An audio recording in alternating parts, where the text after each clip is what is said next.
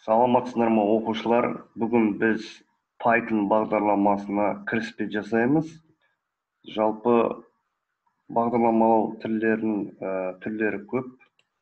Айта кететін болсақ, Python, C++, C#, Java, JavaScript, HTML, PHP, Kotlin, jQuery, SQL, S-Tutorial, Ruby, Swift 4.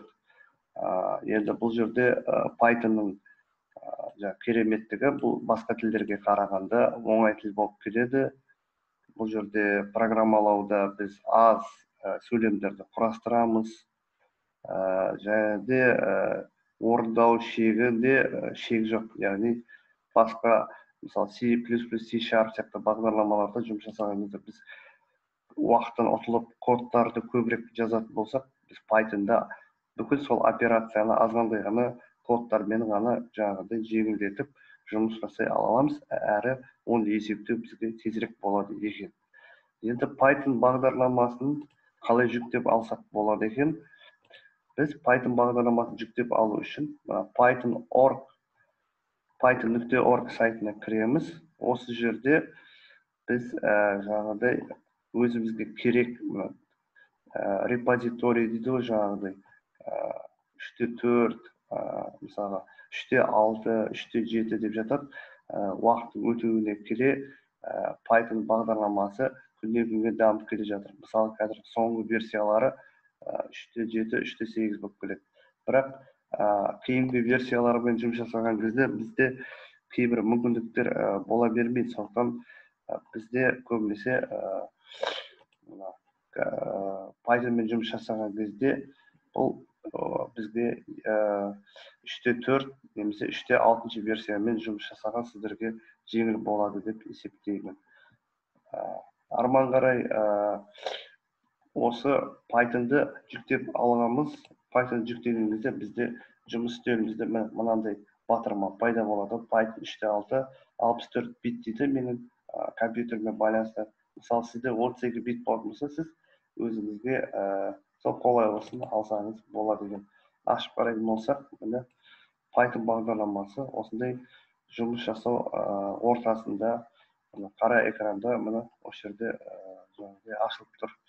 Сонымен қатар жұмысты жеңілдету үшін Python бағдарламасында IDL дейді, міне Python'ның IDL-ы. Яғни бұл бізде ақ экран болып көрінеді. Осы жерге біз жаңағыдай арнайы операцияларды қолдана отырып, арнайы функцияларды операторға қолдана отырып, біз есепті жеңілдетсек болады. Python бағдарламасымен жұмыс жасауда IDL-дің түрлері көп. Көбінесе мен PyCharm IDL қолданамын. Оны JetBrains.com сайтынан жүктеп алсаңыздар болады. Осы жерде көп адамдардың сұрап жатқаны, біз Professional Edition аламыз ба, жоқ Community аламыз ба дейді. Сіздерге мен тегін версиясын қолданыңыз десе, мына жерде жазылып тұр. Community версиясымен жұмыс жасаңыз болады. Ал Professional Edition бұл үлкен ғылыми веб разработкаларға арналған екен. Бұл жерде жаңағыдай тек уақытша пробный версиясы берілген. Ал жаңағыдай 1 жылдық төлемі бұл жерде кем дегенде 50 000 теңгеге баруы ықтимал. Сондықтан Community версиясымен жұмыс жасай берсеңіздер болады.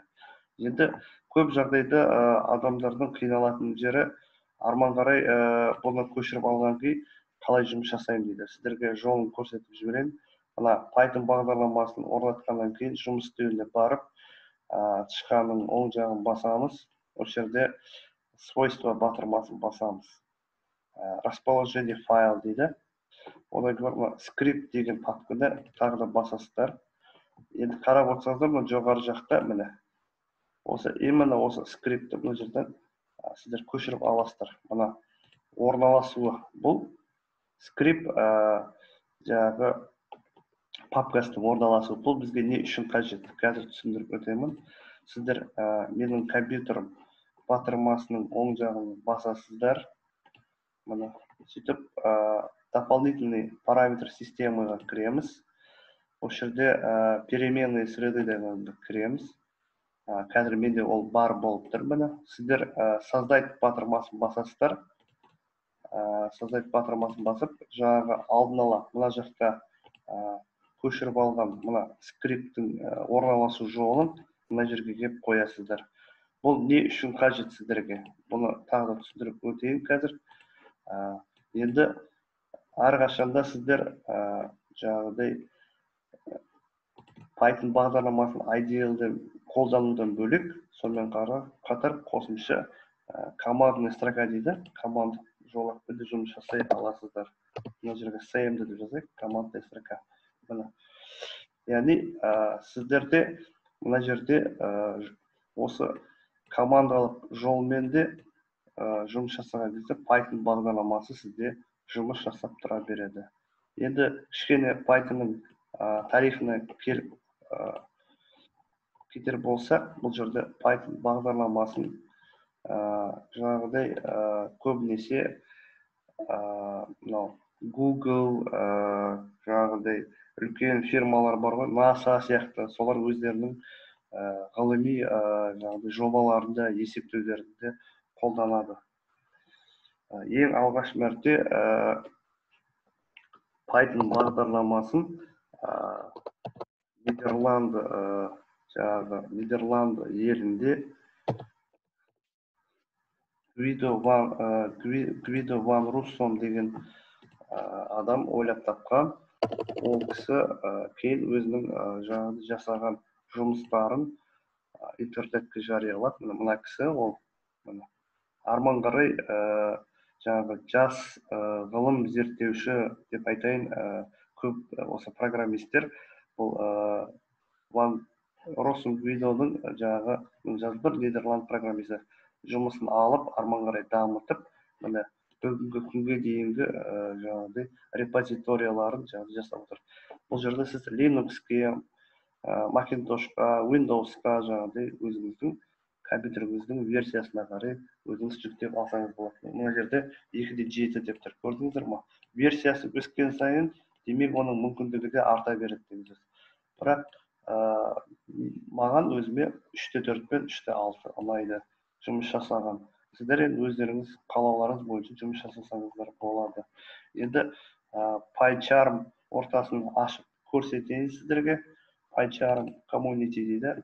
Мына жерде бүйтіп орнатқаннан кейін осы программа ашылады. Қазір осы программамен жұмыс жасаған кезде, мына IDL'ді жұмыс жасағанда екеуінде кішкене айырмашылық бар болады. Себебі PyCharm ол кішкене өзі айтып тұр ғой, ғылыми жұмыстарға негізделгеннен кейін сіздерге жұмыс істеу мүмкіндігі артады. Мысалы, кейбір библиотека деп жатады, Python'да библиотека деген ұғым бар. Кейбір библиотекаларды сіз IDL'ге алдын ала енгізе ала алмайсыз. Ал PyCharm'ға сіз жұмыс жасағаныңызда осы библиотекаларды алдын ала енгізіп қойып, сіз өзіңіздің жұмысыңызды жеңілдетсеңіз болады. PyCharm бағдарлама ортасы қазір жүктеліп жатыр. Бізде қазір ашылғаннан кейін қалай жұмыс жасау керек екендігін сіздерге көрсетемін. Осы жерде сізде сол әрекетпен жұмыс жасай аласыздар. Бұл жерде енді жаңағыдай мен жасаған программалармен жұмыс болып тұр. Сіз енді бұл жерде жұмыс жасаған кезде мына ортаны жазуларыңыз бар болса өшіріп тастап, бұл жерге өзіңіздің есептеулеріңізді жүргізсеңіздер болады. Көбінесе файл жаңағыдай new батырмасын басамыз. Python файл жаңағыдай таңдаймыз. Оған ат беруімізше. Ол сан болуы мүмкін, жазба болуы мүмкін. Мысалы, өзіңіздің атыңызды қоя салсаңыз болады. Мысалы, Самат деп қоя салайық. Самат. Одан кейін бар. Samat.py деп қойды. Py деген оның расширениясы. Мысалға, бұл не деген сөз? Жаңағыдай Python'ның расширениясы бар. Мысалға, документтің расширениясы doc болса, Excel-ка XLS болса, блокнотқа TXT болса, жаңағыдай Python-ка PY, яғни көбінесе орыс халқы Python-ды Python деп атауды айтады. Мүмкін дұрыста да Python болуы мүмкін. Әркім енді өзінің қалауы бойынша. Біреу Python дейді, біреу Python дейді. Жалпы бұл бізге кіріспе сабақ. Сондықтан сізге түсінікті деп ойлаймын. Қосымша сұрақтарыңыз болса комментарийға жазылыңыздар. Бұл сабақты біз арман қарай дамытамыз. Қалай жұмыс жасау керек екендігін біздің сабағымызға жаңағыдай тіркеліңіздер, подписаться етіңіздер және арман қарай бұл тегін сабағымызды таратыңызға өтініш таратып жіберіңіз. Ал енді бүгінгі кіріспе сабағымыз аяқталды. Сау болыңыздар балдар.